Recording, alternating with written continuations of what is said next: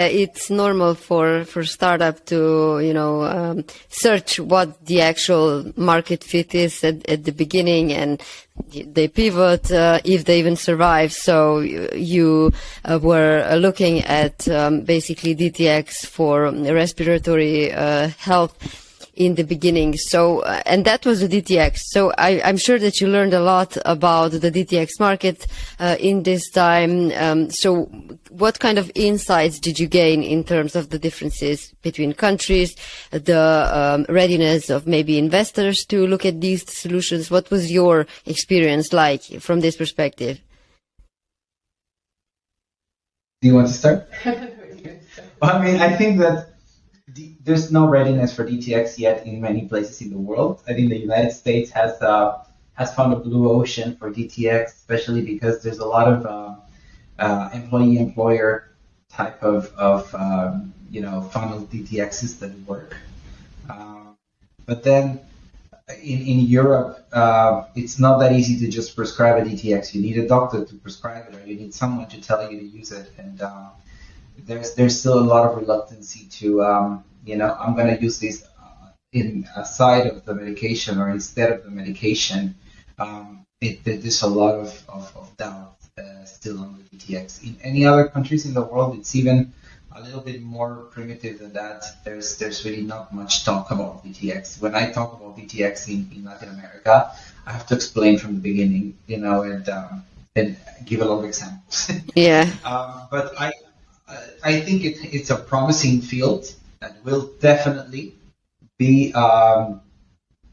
used broadly by the population, because it's necessary, and it really lowers costs, and it also lowers a lot of physical costs. This is about changing your habits and your customs and your day-to-day life, and enhancing your medication or chronic maintenance medication through changes in your behavior, which is amazing. This is how it should be. This is how medicine should be.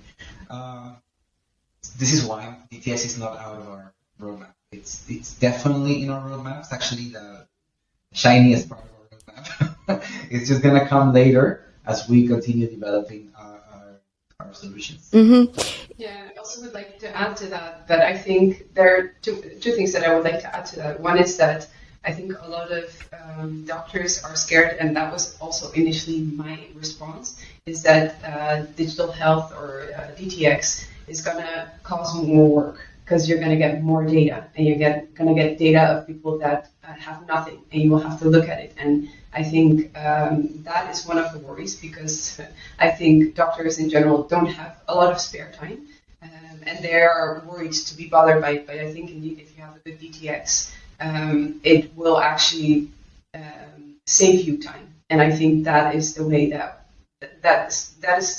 concept still needs to be more embedded and approved, I think, to doctors, for them to be able to use DTX or be more happy about DTX coming.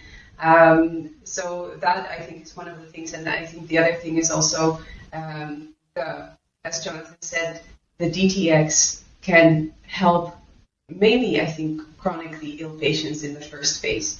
And a lot of people that do not have chronic diseases, they will maybe not see directly what the benefit of it is going to be.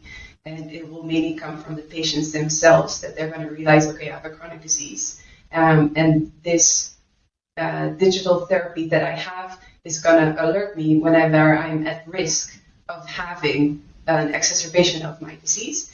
And maybe today I will have to stay home and not be outside in the sun, because that will add another factor for me to have an exacerbation. So it will give you that feedback, and it will prevent you from having the exacerbation, will prevent you from taking extra medication. And I think that is very valuable. And I think we have still a few steps to take. Mm-hmm. Yeah, I agree with that. One thing I wanted to say is doctors, indeed, there's some defense, against technologies. As Diana said at the beginning, she thought the same thing. They are worried about getting more and more data. Doctors are suffering of PT-EHRD, which is post-traumatic EHR disorder. They are suffering the consequences of bad implementation of the EHR a long time ago, and they are still suffering of those consequences. It didn't make the practice of medicine more efficient. It didn't make it efficient. So what we have to battle every time we go and talk to a doctor is that they are, when you start talking about digital health, is the first thing they tell you, I don't want to have more data and more screens to look at all the time. More programs to log into. More programs to log in, less time to spend with my patient.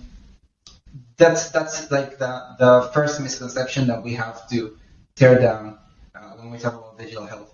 It is patient-centric. It's also practitioner-centric.